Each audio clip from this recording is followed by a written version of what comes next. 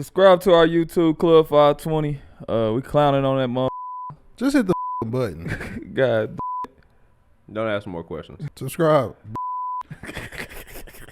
Gotta ask you a question on how true this is. You played a part in USC getting their own PE Kobe's? Yes.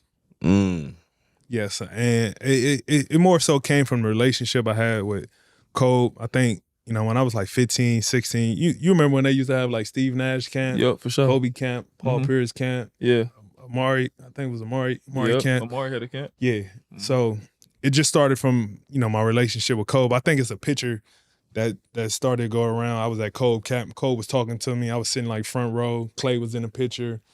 We was like 15, 16 years old. And, ever since then, like me and Kobe had just like a bond. One, me being from LA, and the connection kind of just grew from there. Me wearing the shoes. And, I think when the Kobe ones came out, he gave me a pair. That's hard. Then I started just rocking them from there. Like Kobe twos.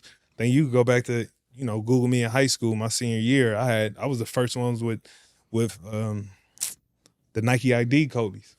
Damn. Every colorway. It was to a point like all through high school, people tell you like I had so many Kobe's after every game I would throw them in the crowd. He clowned. You know what I'm saying? Like, so it was like out of pocket. You out of pocket. In high school, that's fire. That's hard as fuck. I'm hating. like, you know what I mean? Fuck this way. Shit. So it was like, it started from there. Then, when it got the SC at the time, I think the Kobe Fours was the Kobe Fours was out, and it just ran away with it from there. But you don't tie your shoes though. Never have. Like how you? That's when I know he a trench baby. Listen, he hoop without his shoes tied, bro. Yeah, You see how his foot that's how I play, just like this. That's how Don't tell my my shit. What we want to But say? the thing, you know why though? Why? Well, like I plan a new shoe every game. Okay. So you know how like most guys gotta break their shoe in and everything. So I like the tight fit. So I gotta put on a new shoe every game. So That's crazy. I don't need the time. And it all started. I'll never forget. I got some Jordan 9s when I was like 11 years old. I had some Jordan 9s. I never told this story either. Had some Jordan 9s, and I got them for like Christmas or some shit. So I went in to wear them in a game. So my mom and dad was like, "Man, these your school shoes. This for school." I'm like, "Nah, I want to look clean in the game." So it's like, "All right, you mess them up. That's on you." So I never wanted to tie my shoe to put a crease in them. Never. So I was like, man, I'm just playing these motherfuckers like I'm just walking around. So it started from that moment of me never tying my shoe. I was like 11 years old because I didn't want to fuck up my Jordan 9s. Now he just hoop with. And I Imagine a motherfucker giving you 35, 40, and he ain't tie his shoes. Yeah. Bro, with elite footwork. That's the crazy Like, part. You got some of the pump best feats in fakes. basketball history and your shoes ain't tied. That's crazy. It's so crazy because it's been so many games. I'll be in a corner in front of the visitor bench. And you will hear niggas say, "This nigga's shoes ain't tied." Like you would hear it. Like, I was niggas.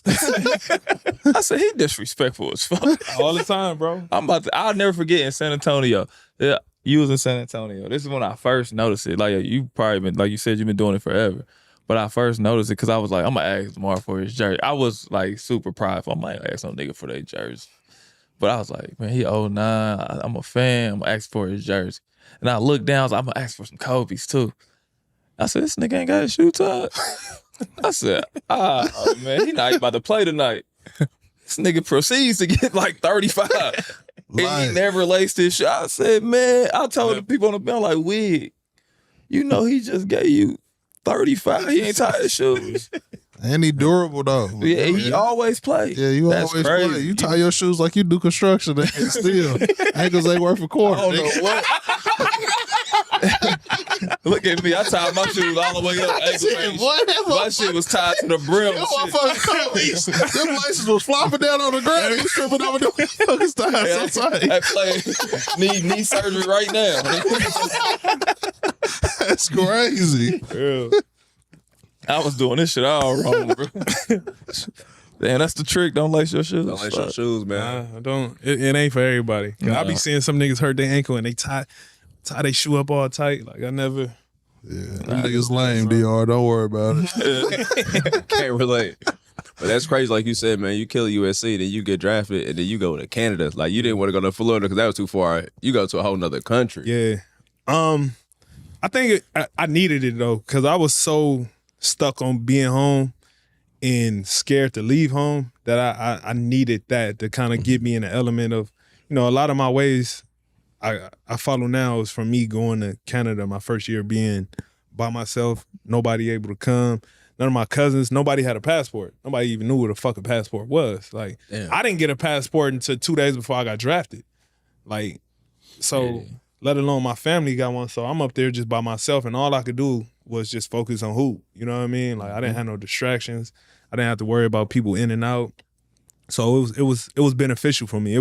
And I had great vets too at the time. You know what I mean? Like Jared Jack helped me out a lot. Okay, Jack. That was my road dog. Like, he was the first person to introduce me to a lot of ways on how to dress wintertime, what to eat. You know what I mean? All that.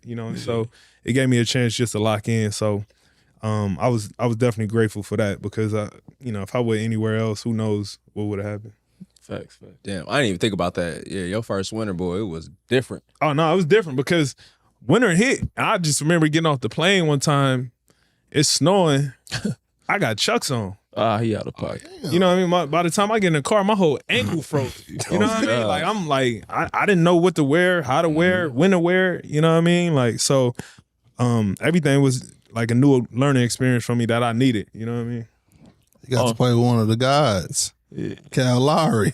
Yeah, that was a couple years later. Yeah. That's Cal. Like, I talked to Cal every fucking day, all day. He called me early. When Cal came to Toronto, it was interesting because I didn't have a relationship with him at all. Like, we played for a whole year together, and I never even said a word to him. Damn. We didn't talk. Damn, he worse than me and That's Pete. the damn, you Jeff Teague. I remember. It was like literally no word. Damn, I'm talking that's about crazy. coming practice. It wasn't no like dap up, wasn't none of that shit. Like, Wow. like it wasn't nothing. Like he was the type that I was still stuck in the mindset of having like a Compton mentality. Like, man, who is this nigga? Like, what he Philly. You know what I mean? He coming in with his aggressive manner, doing whatever it is he do and getting on. Like, man, he too good for niggas? Like, man, I ain't talking to him. But one thing like I noticed over time was like he really put in the work and cared about, the craft. You know what I mean? It was like no funny games with him. It was all strictly business. And like that next year, I respected that more than anything. That it made me want to be like closer to him. You know what I mean? Because he'll ride and die for you on that court. Yeah, like, God. That's how the respect came and shit. Next thing, y'all. yeah, like next thing you know, like that became my road dog. Like, you know what I mean? To where like we had shit to a T in the game, to where like he'd know, like I come out beginning of the game, I'm like, yo, I'm going for it. First quarter, I'm getting to it. He's like, I bet. I get the second half. Like we played off each other so much like that because we was, from the friendship and understanding, like we just wanted to win that bad. And what's so crazy is like y'all historically like built a franchise up there. Like, you had Vince and T-Mac up there, but what y'all did in the Raptors jerseys up there, it's studying the test of time. Yeah, for sure. And that's one thing I definitely like, hold my hat to, because it's like, we when I first got there, nobody gave a shit about it. You know what I mean? People would come to Toronto knowing they was getting a win. Like, that was automatic. I would like to have a time every time. Like every time. Like, it was a thing. Like, bro, like it was a thing. Like, I remember we used to play either Saturday or Sundays. We used to have early games on the weekend, like a 12 o'clock, 12:30 game. Yeah. And we were so bad, we used to be like, man, we could get whoever we playing because we know they went out the night before. Yeah. Damn. You know what I mean? That's how bad, that's where we had to start from and fight our way out of that. So, I definitely pride myself on just, changing and shifting the culture to have like a winning mentality there for sure. Yeah, y'all start smacking shit, boy. Yeah. I remember that group. I used to want to be on that y'all team so bad. It was you, Amir. Y'all had like this cool ass team. Like y'all was fresh as fuck. Yeah. Y'all was. I remember one game y'all had on Jordan 6s. Yeah. I'm like, shit, I want to play on this team. They look like they young. We smacked y'all. We beat the hell out of them. But I was like, they look cool as hell. Boy. I was like, they having a good time, man. I was like, damn, I want to play on this team. And then to see y'all go from that to all of a sudden, like, oh shit, we about to go to Toronto. We got to play this nigga. Kyle Lowry about to be taking charges. We got to send a double for Debo, bro. He get to this mid-range, it's about to get crazy. And so to see y'all take it from there to like I'm having fun looking at y'all like y'all had fun to yeah, hey, they real contenders. Yeah. It's crazy.